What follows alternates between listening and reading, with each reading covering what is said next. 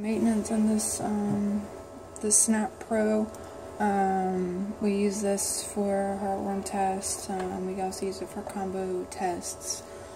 And you can use it for parvo tests. We just don't use. We end up not doing it very often. Mostly used for heartworm tests. I'm going to go ahead and unplug it. And then I'm going to make sure that after I unplug it, that the battery shows that it's fully charged, which it is, that we've got a good internet connection, and then also that the screen is clear. We want to make sure that there's no pending tests or anything. Sometimes the tests can, when they get put in the computer, it gets communicated to this machine, and if it gets deleted or something, sometimes it doesn't always come out of this machine's memory, so we want to make sure that everything's cleared off of this. We'll go ahead and we will start with flipping it upside down.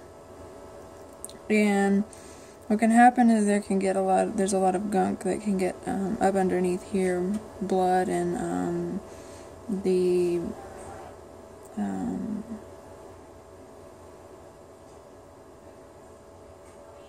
what we use as far as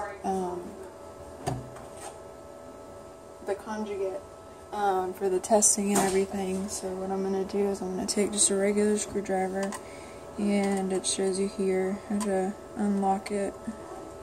I'm going to go ahead and unlock it.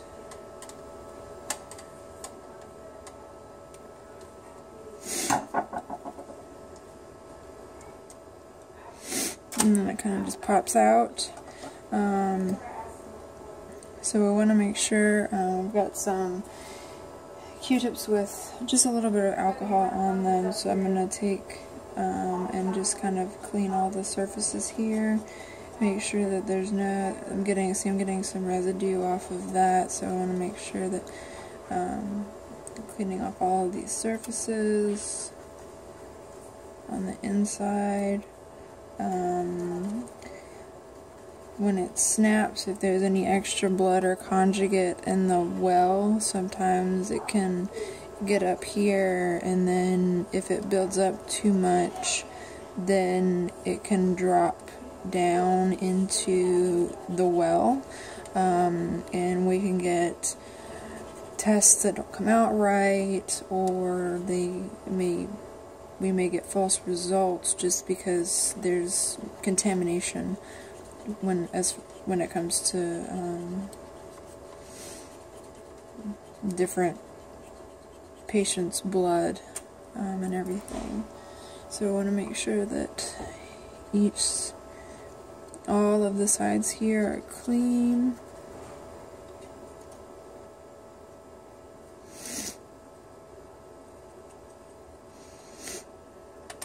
I'm going to clean this part too. It can run on battery power, but we tend to keep them plugged in at all times,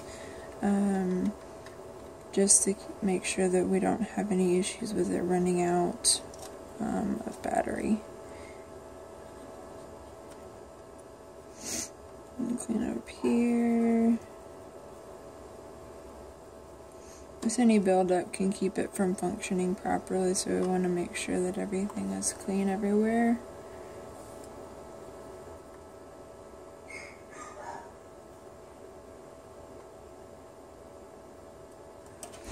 I'm going to get a new Q-tip for that area right there, it's kind of dirty.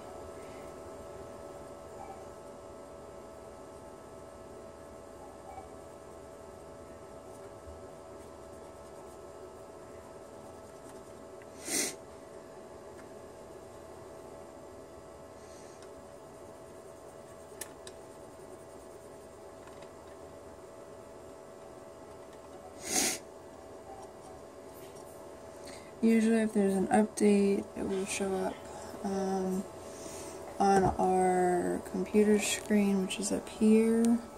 It will have an alert under the Snap Pro, and it will turn red if there's problem or if something needs to be updated.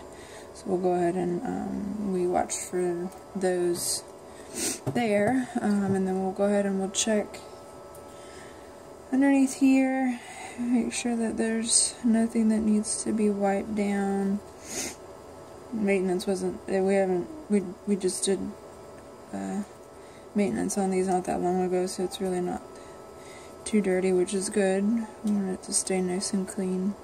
We do it weekly, unless something happens and someone can tell that there's debris on one of the tests. We've got 2 that we do it on. And even up in here there's a little bit of blood, so I'm going to go ahead and clean that off.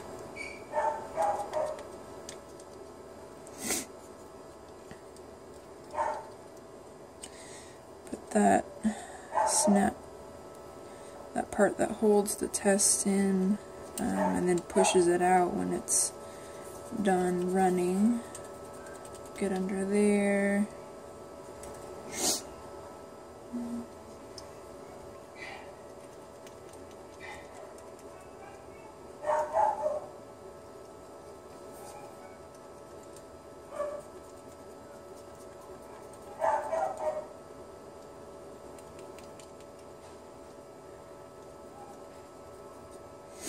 Alright, and let that go.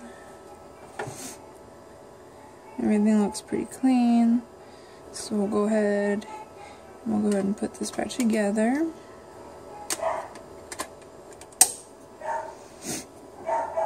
Go ahead and lock these back.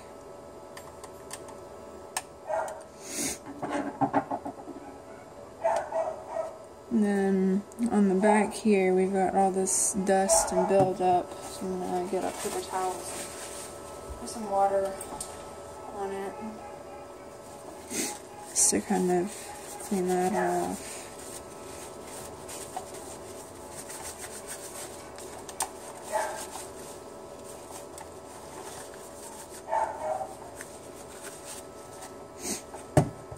I'm going to go ahead and turn it off.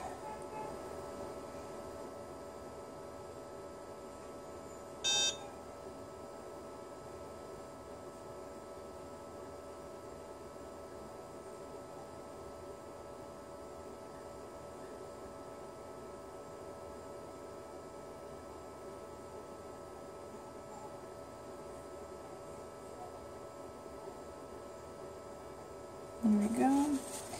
Now it's off, I'm going to go ahead and I'm going to do the screen, get that cleaned off. Again, just a damp cloth will suffice.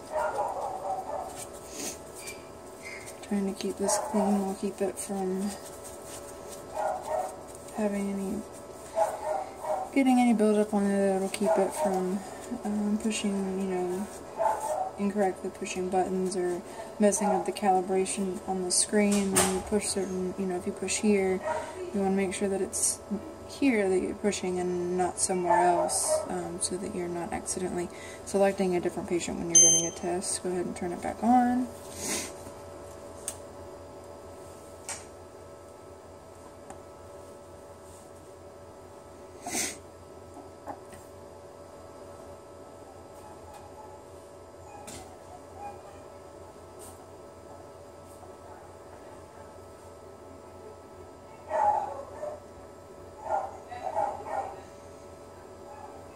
And once the screen comes back on, then I'm going to plug it in, and that's it.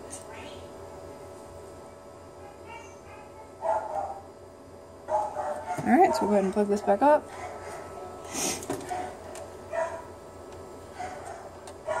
Make sure it goes in the correct cords. Make sure, again, up here at the top of the screen that it's charging.